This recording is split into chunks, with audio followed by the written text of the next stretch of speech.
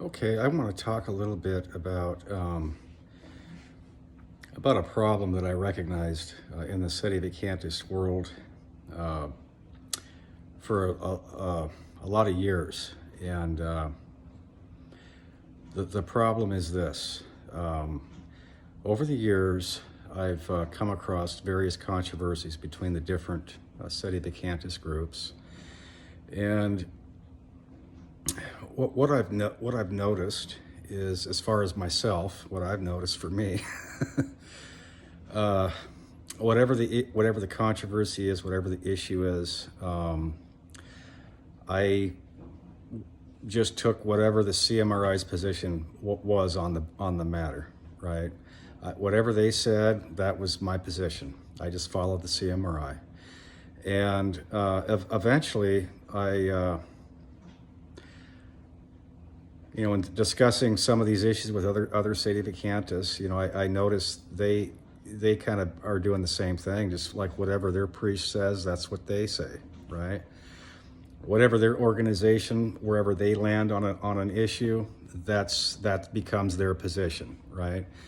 Um, and what I noticed for me is I started to develop this little comfort zone for myself that I'm sure glad that I have the CMRI.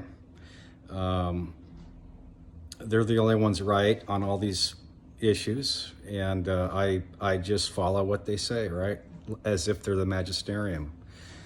And I realized these other Seti Vacantis, so these other groups, they're doing the same thing. They're following their organization as if they were the magisterium. We're giving obedience to our organization, and whatever they say, we just follow that and we're safe, right? Because we're being obedient. And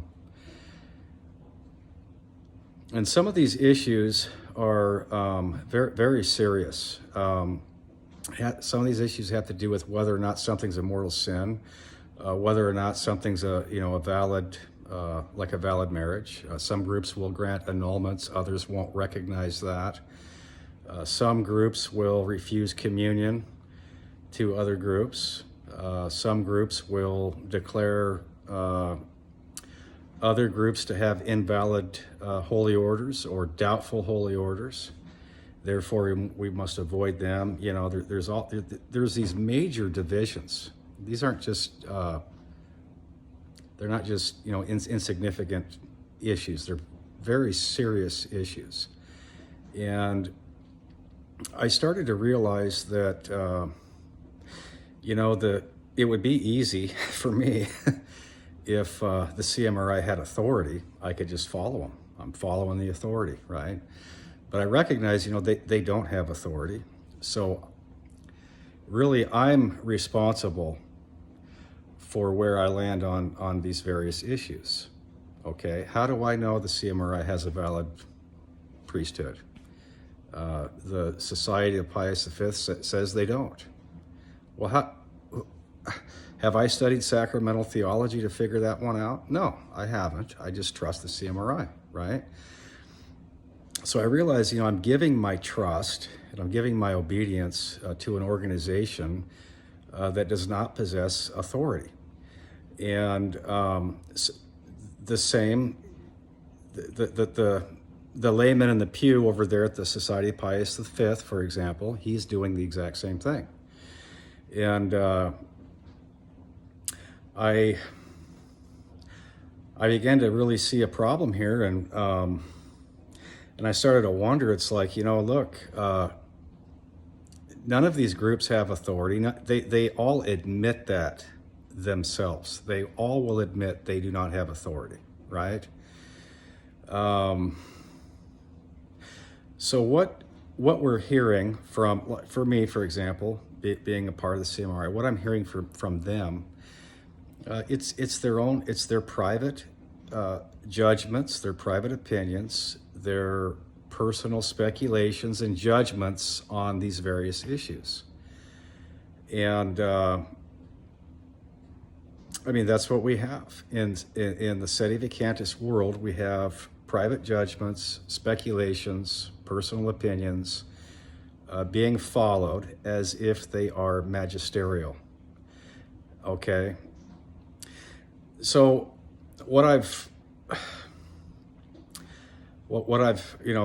begin to get a little nervous about is, upon really recognizing that and realizing that issue, I am personally responsible for my soul in where I go to Mass and whether or not for example, if I got a marriage annulment, okay, like that's my private judgment there, because there's no authority, right? So I started to realize, I gotta stop just following whatever they say, and if there's something that pertains to me and my moral life, I really have to do my due diligence, because if I'm wrong, I have to answer for it. I can't, go to judgment and say, well, I was following the church. I was just following the authority. I was just being obedient. I can't say that, right? Because there's no authority there that I'm following. I'm really following my own private judgment. And that led me to realize something that I think is very plain to see. In the sedevacantist world, we have denominationalism, where each group or community, they teach as though they have some sort of authority, but they really don't. And the layman is basically left to kind of shop around the various groups, and he's going to decide which one's right, which one he's going to follow, basically, right? And isn't that exactly what Protestants do? That's exactly what they do. It's the same thing. It's private judgment. And these concerns were brought up, or get brought up once in a while, and and the answers that I've heard in addressing these, this real problem of, say, denominationalism or divisions or whatever, right? The answer I heard was, well, this just shows that, we need a pope, right? It just shows we need a pope. And yeah, we need a pope, but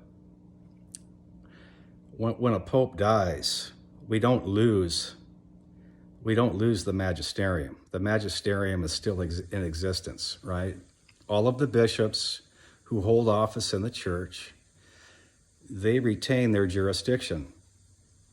The priests that function under those bishops, they retain a legitimate, jurisdiction, their faculties within the church. That authority is still there. The magisterium doesn't disappear, right? When a pope dies. And of course, we all know what the church does with this authority is it produces another pope, right? That has the ability to produce another pope. So, in other words, what I'm recognizing here is we are not in the same position that the church is in during a period of sede vacante. We're in a different position. We're in a position where we can't point to one man on planet Earth that has legitimate authority to teach and to govern the church. We do not have a magisterium. And so what we're left with is our own private judgment, our own private opinions, and this leads to a denominationalism. This is what we have in the sede vacantis world, and that is a real red flag.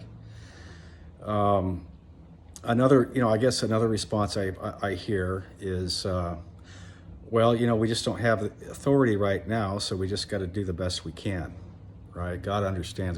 We're just doing the best we can. We don't have authority right now to decide things.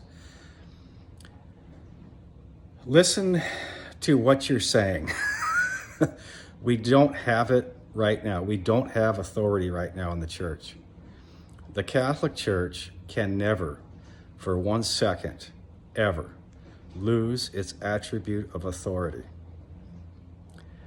The Catholic Church without the attribute of authority is not the Catholic Church. And if the church has lost its authority, if it's lost its magisterium, then the church is dead.